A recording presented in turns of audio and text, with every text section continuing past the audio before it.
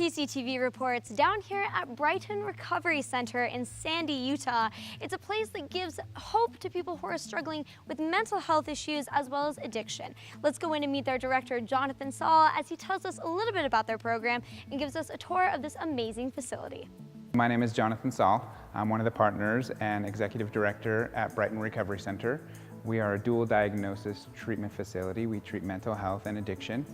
And we are nestled in the mountains here in Sandy, Utah. My background personally is in the clinical field. I started out in doing therapy myself. I'm a licensed therapist. I think it's a unique approach to being an executive or I'm an administrator in this kind of program and one of the owners, because I have a unique view on where people are coming from in their illness, in the disease.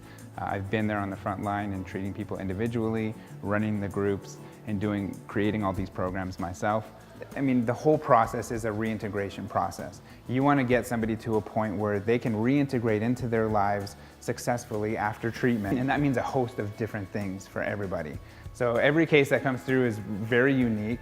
The disease is fairly the same, but the person is an individual, right? So what is happening in this person's life? Is it, we look at areas of reintegration, job, education, spirituality, family, community, so many different areas of life that people need to go back to that have all been destroyed through the process of becoming addicted. We do recreation therapy where we're out twice a week to do rec and kind of relearn what it's like to be out and about having fun and not using.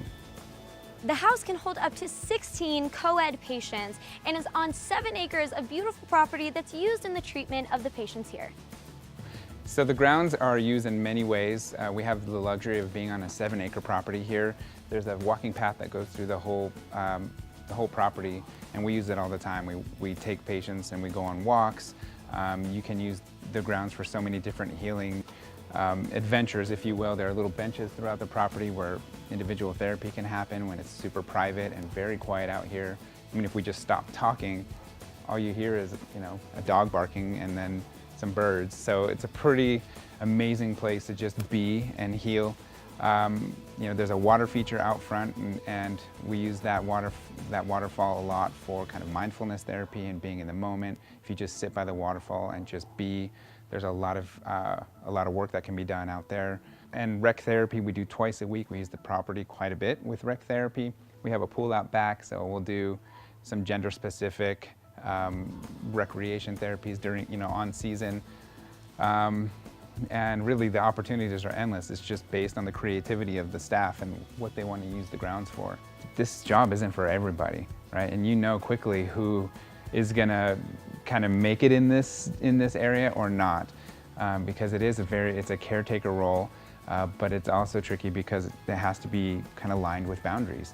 So we do, we always say we say no a lot with love, right? There's a way to do it. So really you can have this amazing place, this amazing kind of environment to offer treatment, but primarily it starts with the people. And so I would say the number one thing that gets the most amount of compliments is the team. And then you combine the team with a great space that promotes healing and enables the dignity and promotes the hope. Without the people, this is just an empty shell. A lot of people come in here and they look around and they say, oh my gosh, and the feeling is based in shame and guilt that they don't deserve to be here, right? They don't deserve treatment in a place like this because of all the things they've done and all the people they've hurt. And we just disagree with that. I mean, we treat every person that comes through like a human being because that's what they are. And, for a little while in the treatment process, we carry the hope for them. And then they're able to kind of see it as they heal. They're able to go through the process and realize that they do deserve to be here and they do deserve treatment like everybody else.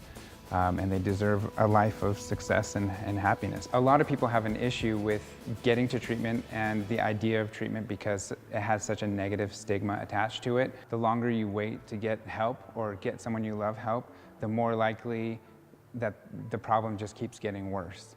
And I just think that there's no right time to do it. You just need to do it now.